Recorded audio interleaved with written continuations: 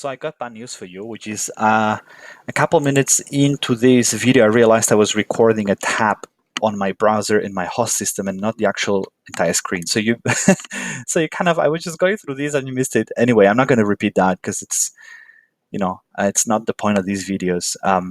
But I basically just went through the basics here of how to create a circuit on a grid. I don't really I understand the concepts of grid, schedule, moments, operations, etc. But I don't really quite understand why the grid qubits, why this is relevant, and why does this problem have a natural structure on a grid? Because so basically, I in here when I basically go through these, here you're creating the qubits in a grid shape. So you have qubit 00, qubit 01, qubit 02. And then we are appending Hadamard gates in the qubits that have like the column and the row, some even a Hadamard gate, and for the ones that have like an odd, then it's the X gate. So it looks like that. So you still have a circuit, but you're kind of labeling the qubits like if they were placed on a grid. And I don't know why this is relevant. I was kind of thinking now that maybe this has to do with the fact that this is the way they are laid out in a chip. I don't know. But let's go ahead. So this is where, and I was just going through that and I realized that I was not really recording. So sorry for that. But it's good that I caught it. So that I spotted this. So good. So one thing to notice here, this is the gate. Okay, so there's common gates. One common confusion to avoid is the difference between a gate class and a gate object. The gate object are transformed into operations, technically gate operation via either the method on qubit or okay, so here I apply single qubit gates, but a similar pattern applies for multiple qubit gates with a sequence of qubits as parameters. Another thing to notice about the above circuit is that the gates from both the append instructions appear on the same vertical line. Gates appearing on the same vertical line constitute a moment. We can modify this by changing the insert strategy of the append method. Insert strategy describe how new insertions are placed. Yeah, okay. Okay, so you can basically change the way this, because then this is two moments. Okay, so how do you do that? You do that by changing it like this.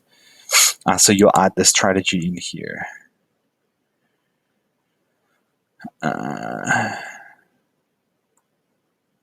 So if we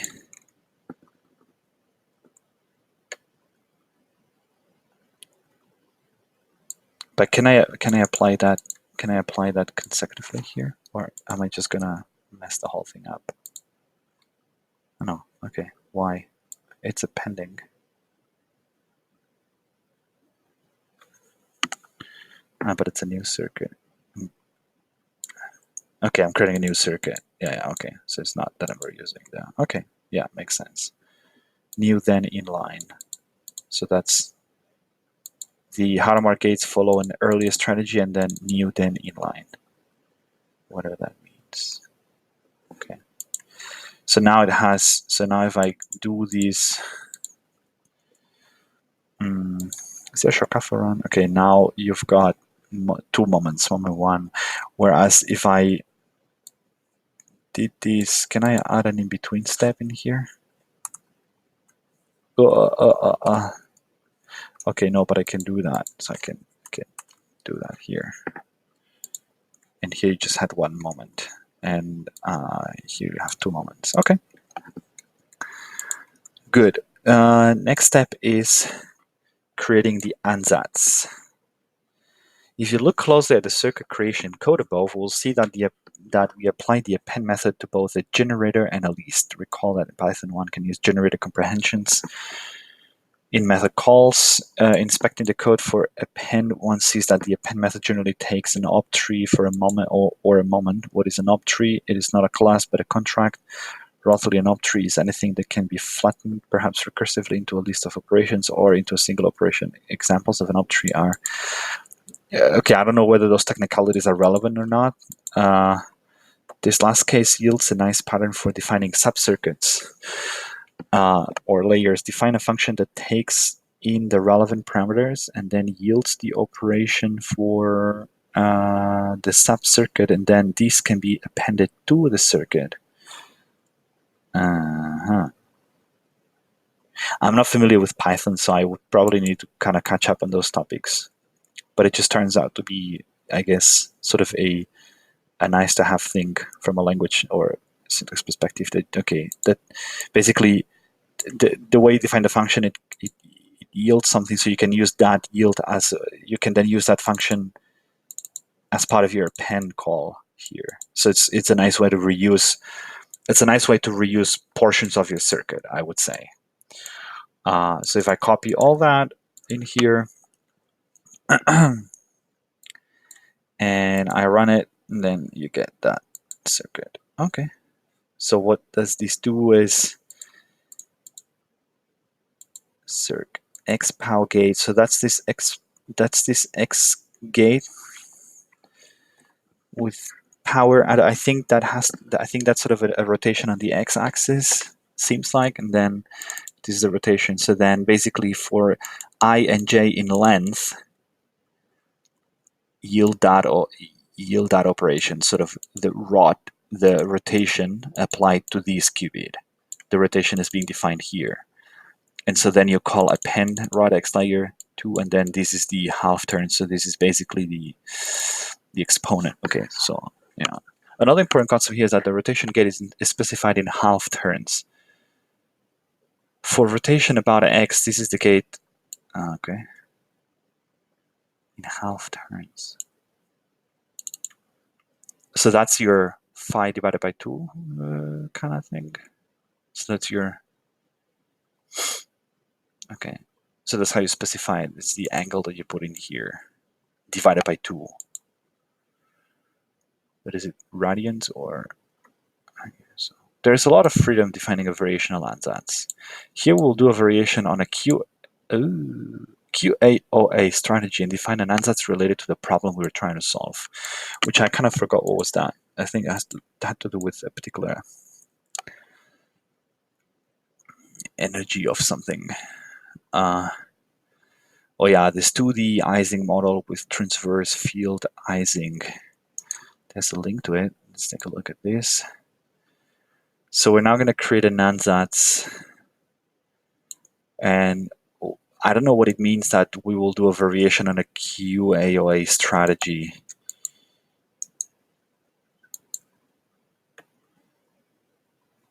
I think I've read that paper.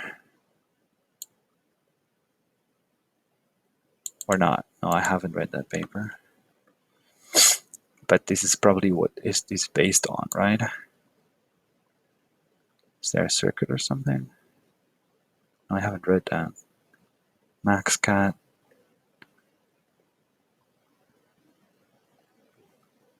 A variant of the algorithm. There's no circuit. Okay, so this means that we'll have to actually read. For combinatorial optimization problems, the algorithm depends on the integer p. The quality of the approximation improves p is increased. The quantum circuit that implements the algorithm consists of unitary gates whose locality is at most the locality of the objective function. If p grows with the input size, the different strategies proposed. We study the algorithm as applied to MaxCat on regular graphs and analyze the performance on 2 regular and 3 regular graphs for fixed p. Isn't this the same thing that I checked where it's like you have a circuit?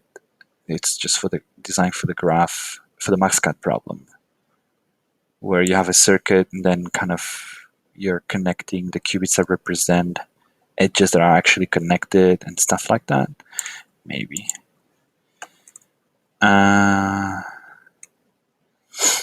In a spin glass with Ising spins, the problem of computing the magnetic partition function and finding a ground state are studied. Okay. Transverse. So first we need to choose. I mean, I probably have to dive into this. Maybe I just wanted to go. I just want to go a bit through that, even if I don't understand everything first, and then dive into the actual problem links. Maybe it's not the smartest thing to do, but anyway. Another important concept here is that the rotation gate is specified in half turns. For rotation about x, this is the gate. Okay, I read that. So First, we need to choose how the instances of the problem are represented. These are the values j and h in the Hamiltonian definition. We'll represent these as two-dimensional arrays, lists of lists. For j, we'll use two such lists, one for the row links and one for the column links. Here's the code that we can use to generate random problem instances.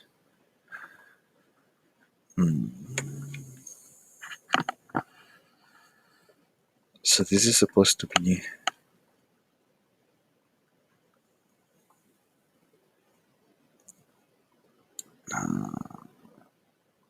where the actual values will be different for individual run because they are using random choice. Given this definition of the problem instance, we can now introduce our ansatz. Our ansatz will consist of one step of a circuit made up of, okay, these I probably wanna, so this is basically how to represent instances of the problem, and then the definition of the problem instance, we can now introduce our ansatz. Our ansatz will consist of one step of a circuit made up of apply XPOW gate for the same parameter for all qubits. This is the method we have written above. Apply ZPOW gate for the same parameter for all qubits where the transverse field term H is +1. So you're flagging those for some reason. Then apply a CZ POW gate for the same parameter between all qubits where the coupling field term J is +1. If the field is -1, apply CZ POW gate conjugated by X gates on all qubits. Okay.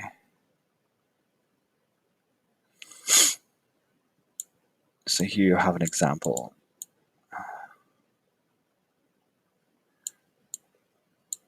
Okay, so this seems to basically be pretty similar to the MaxCat approach, but I'd have to recap that. So where the circuit is like, you design a circuit, you design an ansatz in this case that kind of represents, it's a model of your problem.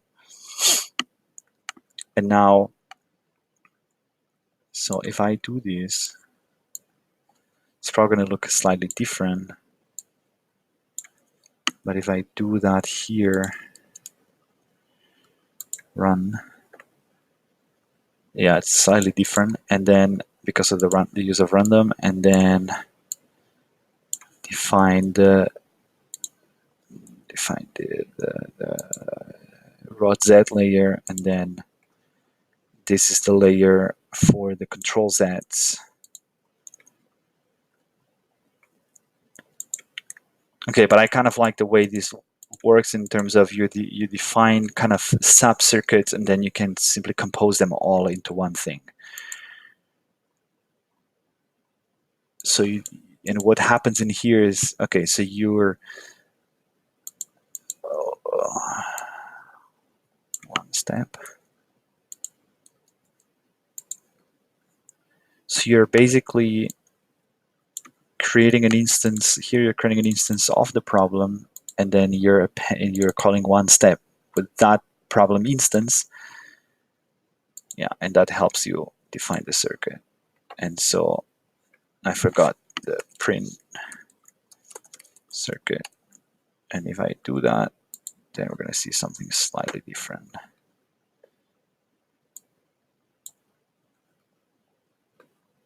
Looks a bit ugly. Maybe because of, okay, that's, what are those things? I don't know what those things are.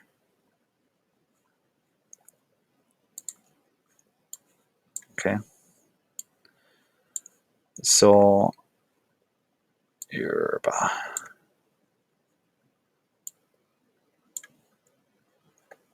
but I have to dive into this. So the next video will be in maybe trying to dive a little bit into this, but I feel like I'm going to get easily lost because that simply, it's a representation of the problem. It's the same. I'll recap what I did with the QAOA for for the MaxCat problem, maybe by taking a look at that paper actually, and taking a look at my own video, and then we'll see. But basically, that's the idea. And then simulation. Now let's see how we simulate the circuit corresponding to creating our ansatz. In circuit simulators, make a distinction between simulation and run. For example, does not allow for access to amplitudes. Okay, interesting. This is not experimentally accessible. Similar commands, however, are more broad and allow different forms of simulation. When prototyping small circuits, it's useful to execute similar methods, but one should be wary of relying on them when running against actual hardware. Yeah. Currently, circs shapes with. Okay, I think I'm gonna actually split that into more videos, because I see there's still finding the minimum. There's the actual parameterizing the ansatz, because that's sort of a hard coded circuit. So okay, energy function.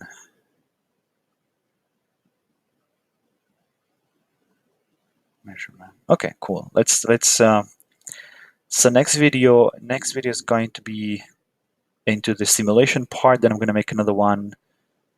So I'm going to try to make, I think the next one will be simulation and parameterizing the ansatz, and then finding the minimum. Maybe that makes sense. And then I'll probably do another video on the specific construction of the circuit. But I think that's really just domain specific. But nevertheless, I think it's worth recapping. Cool. Perfect. So I'll just stop the recording now. Cool.